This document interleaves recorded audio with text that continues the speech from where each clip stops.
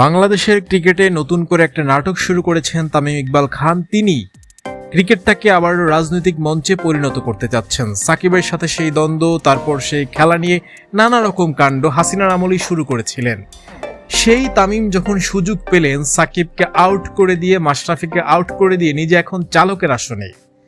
সাকিব মাশরাফি এর আগে যা করেছে তারপর একটা খেলোয়াড় সুলভ আচরণ তামিমের সঙ্গে করেছে, কিন্তু তামিম সেই আচরণ ভুলে গিয়ে, সৌজন্য ভুলে গিয়ে তামিম নগ্নভাবে উপদেষ্টা আসিফের সাথে শুরু করে আলাপ থেকে সেখান থেকেই নানা রকম ভাবে বিসিবিকে কবজাগত করতে চেষ্টা করছেন।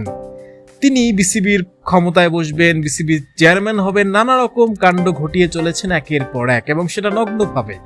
তার মধ্যে কোনো খেলোয়াড় সুলভ ময়নার নেই। তিনি বাংলাদেশকে ওন করেন কিনা সেটা এখন সন্দিহান, কারণ তামিম ইকবাল শুধু ক্ষমতাই চাচ্ছেন এবং সেজন্য তিনি বুলবুলের মতো একজন সম্মানিত ক্রিকেটারের সঙ্গেও একরকম দ্বন্দ্বে জড়িয়ে পড়েছেন। শোনা যাচ্ছিল তিনি নাকি বুলবুলকে হত্যা করার হুমকিও দিয়েছেন এবং সেজন্য বুলবুল স্বরাষ্ট্র মন্ত্রণালয়ের কাছে একজন গানম্যানও চেয়েছেন। এরকম এই যে কাণ্ড, তামিম সাকিবের দ্বন্দ্ব, সব মিলিয়ে ক্রিকেটটা কিন্তু পিছিয়ে গেছে। আপনি এশিয়া কাপের পারফরমেন্স দেখেন যে বাংলাদেশ দল কোনো মতে হাবুডুবু খেয়ে, খেলোয়াড় সুলভ কোনো কাণ্ডই ঘটেনি, এবং পুরো টিমের কাণ্ড দেখেন, পুরো টিমের পারফরমেন্স দেখেন, পুরো টিম ম্যানেজমেন্টকে দেখেন, যেখানে কোনো খেলোয়াড়ই সুলভ কোনো কাণ্ড নেই, কোনো মাথা ব্যথা নেই কারো।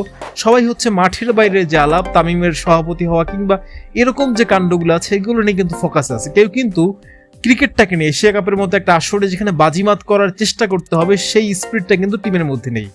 এবং সেই যে স্পিরিট নেই, টিম যে বিভাজিত, টিম যে যার মতো, টিমের যে ঐক্য নেই, এটা কিন্তু বহু আগেই প্রমাণিত, এবং এটা শুরু করেছিলেন সাকিব, তামিম, মাশরাফি, এই যে একটা সিন্ডিকেট এরা ধরে। সাকিব যে মহান এমন বলার কোনো উপায় নেই, মাশরাফিকেও মহান বলার কোনো উপায় নেই। তারা হচ্ছে নানা রকম ষড়যন্ত্র করে ক্রিকেটের মধ্যে কোড়াম তৈরি করে বাংলাদেশের ক্রিকেটটাকে অনেক দূরে ঠেলে দিচ্ছে, এবং সেই ফল বাংলাদেশের ক্রিকেট ভোগ করছে। এবং দিনকে দিন এরকম চলতে থাকলে বিসিবি হয়তো থাকবে, কোটি টাকা থাকবে, শত কোটি টাকার হিসেব আমরা শুনবো, হাজার কোটি টাকার হিসেব শুনবো, কিন্তু ক্রিকেটটা একেবারে উচ্ছন্নে যাবে।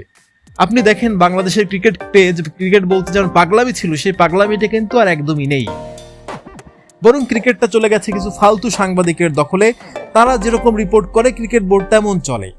একজন ক্রিকেট সাংবাদিক আছেন যিনি ক্রিকেটের চেয়ে অন্য কিছুই, প্যাচ লাগানোটা বেশি বোঝেন, নানা রকম ইউটিউবিং করেন। তিনি আগে একটা টেলিভিশনে সাংবাদিকতা করতেন, এখন ইউটিউবে তিনি কামাচ্ছেন, ভালোই কামাচ্ছেন। সব মিলিয়ে বেশ কোটি টাকার মালিক তিনি হয়ে গেছেন নানা রকম কাণ্ড করে। তার কাজই হচ্ছে কোচকে বিতর্কিত করা, তার কাজই হচ্ছে সভাপতিকে বিতর্কিত, তার কাজই হচ্ছে ক্রিকেটারদের মধ্যে দ্বন্দ্ব তৈরি করা, এবং সেই ফাঁদে তামিমরা খুব ভালোভাবেই পা দিয়ে আসছেন। এই কালচার থেকে বেরোতে না পারলে বাংলাদেশের ক্রিকেট আরো পিছিয়ে পড়বে, এবং পিছিয়ে যাবে পুরো ক্রিকেট কালচারটাই। বাংলাদেশের ক্রিকেট ফ্যানরা কিন্তু অলরেডি মুখ ঘুরিয়ে নিয়েছেন। তো এখনই যদি সতর্ক না হওয়া যায়, বাংলাদেশের ক্রিকেট একেবারে বঙ্গোপসাগরে গিয়ে পড়বে, এটা নিশ্চিত।